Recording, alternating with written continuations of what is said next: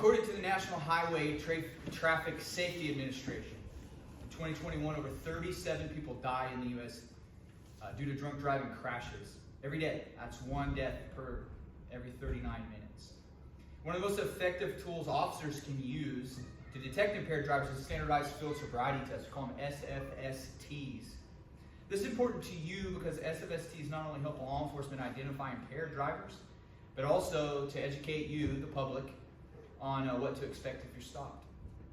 So today I'll demonstrate three standardized field sobriety tests. We'll cover what SFSTs are, the importance of them. I'll explain how officers conduct each test, and finally we'll discuss the factors that may influence these results. So first, let's talk about the purpose and importance of SFSTs.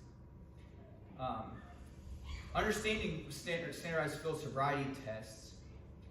SFSTs are used by law enforcement officers to assess impairment in drivers suspected of DUI.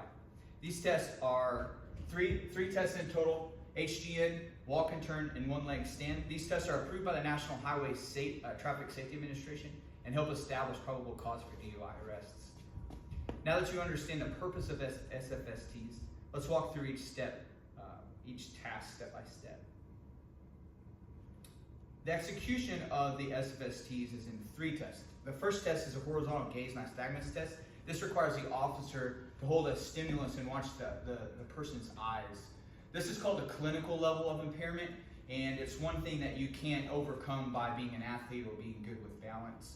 It affects everyone's eyes the same, and when you get to a certain blood alcohol content, your eyes naturally jerk. It's called nystagmus, horizontal gaze nystagmus, meaning that we're looking for the gaze on the horizontal plane for nystagmus, involuntary jerking of the eye.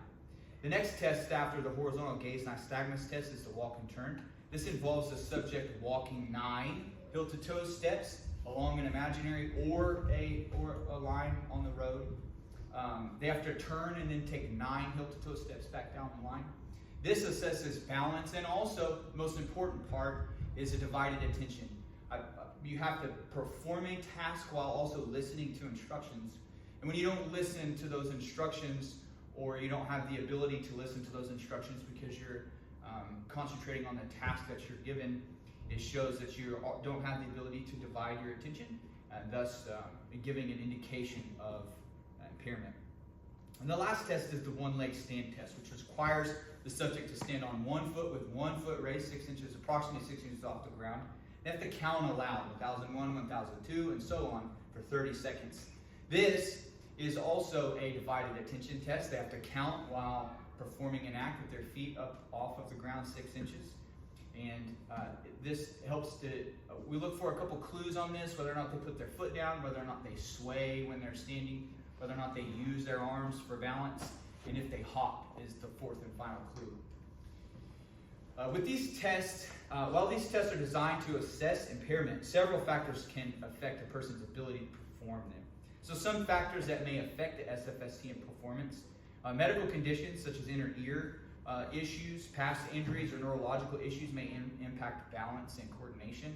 A lot of times people think that nystagmus that you get when you spin in a chair after a car crash, they may have rotational nystagmus, and that's not the case. That goes away very quick. There's some environmental factors that could affect the SFST battery, including poor lighting, uneven surface, or extreme weather conditions. If it's raining or the wind is blowing very hard, it's kind of hard to stand on one foot. So that could affect SFSTs. And then external influences like being really nervous, or you're really tired, or improper footwear can also affect a person's ability to complete the test successfully. If you do have the improper footwear on, the officer should always allow you to take that footwear off or put on something that is more appropriate for the test. Now that we've covered how SFSTs are conducted and the factors that influence the results, let's review what we've learned. SFSTs are crucial tools used by law enforcement officers to identify impaired drivers and keep our roads safe. Today I demonstrated the purpose of the importance of SFST, how we conduct each of the 3 standardized field sobriety tests, and the factors that may influence subject's performance. Imagine someone you love getting behind the wheel after a night of drinking, thinking they're okay to drive. So the next time you see an officer conducting sobriety tests, remember, it's not about catching the people, it's about saving their lives.